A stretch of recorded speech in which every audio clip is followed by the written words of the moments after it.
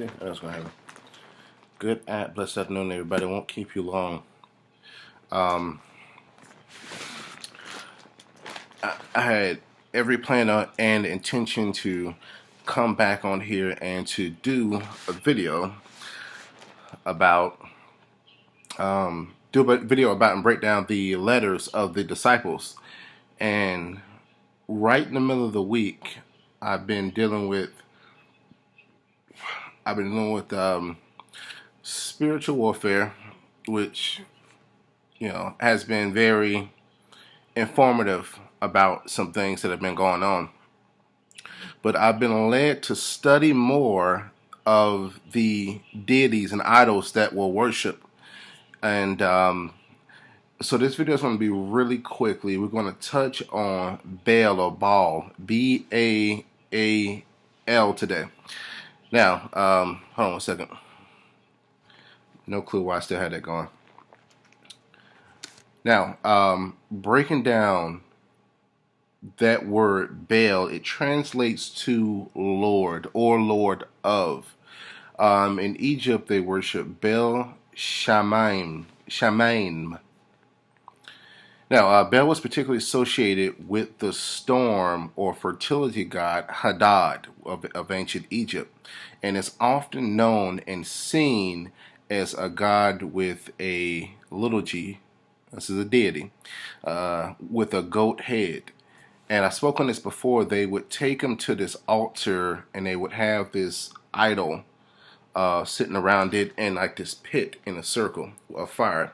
They would either throw their babies into the fire or put it in their hands, which would heat up when they lit the fire. And they would start beating drums, and so the parents wouldn't hear the babies crying when they threw the babies in the fire for the sacrifice. Now, in earlier times, this deity was worshipped in the land of Canaan. And I want to quickly bring your attention to Leviticus 18 verse 3. And it reads, "After the things of the land of Egypt," this is God speaking to his people, "wherein ye dwelt, shall ye not do." So the things that you did in Egypt, you shall not go out and do. Where you dwelt in Egypt, you should not do these things, which were full of idol worship, which is where they did a lot of these rituals and sacrifices. This stuff is steeped in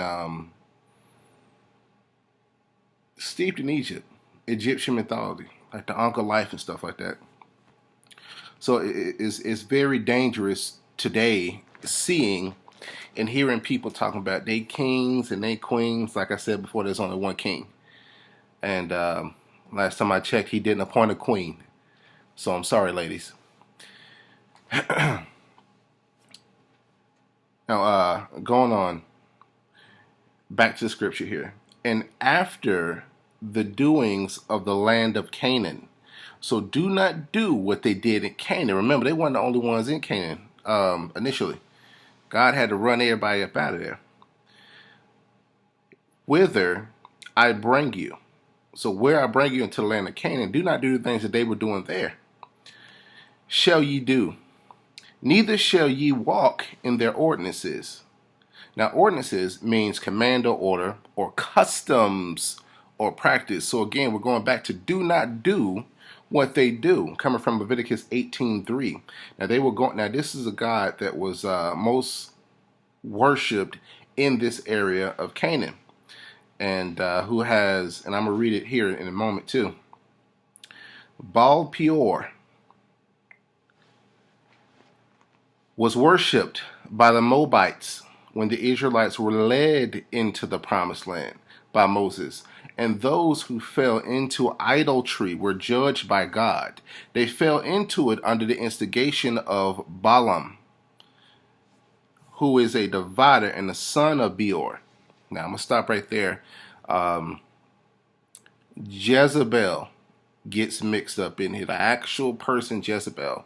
Because we knew that Jezebel was a living, breathing person who got Ahab to, who actually took control, who was really the king, who was really the ruler of Ahab's kingdom. And when Ahab came to her one day complaining about a garden a vineyard that a man would not sell to him because it had been in his family. She wrote an order to have that man killed and use the king's seal, use Ahab's seal. But eventually she met her end. But she did have to tangle with the prophet Elisha. But the demonic presence in Jezebel was so strong, it was so powerful. She was into idol worshiping of these false gods as well. Elisha never came up against anything like this. He was so scared of Jezebel that he actually fled from her, regardless of the order that he got from the Lord.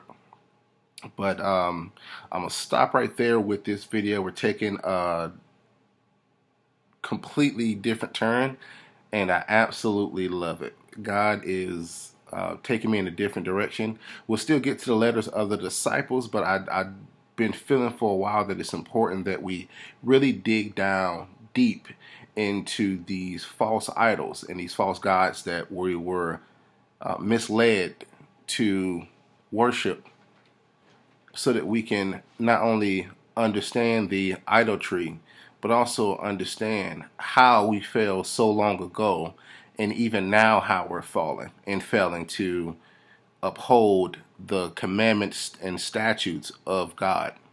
So I'm going to cut the video off right here. I pray the entire armor of God over you all. I plead the blood of Jesus over you all, myself as well.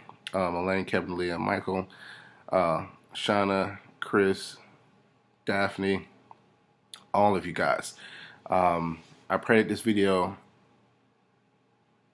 has shed some light on this subject for you guys. Let me know if this is something that has helped you. I'm also going to be dropping a link. The link that I'm going to drop is in the New Living Testament, but it has 32 scriptures that speak about Baal in the Bible. So you guys can go through that and do your research, while on the back end I'm going to be off camera studying these things and doing my own research and seeking out scripture that depicts these things. So that's the next step here. I thank you guys so much for tuning in, and I will catch you on the next one. I love you guys. You have a blessed day, okay?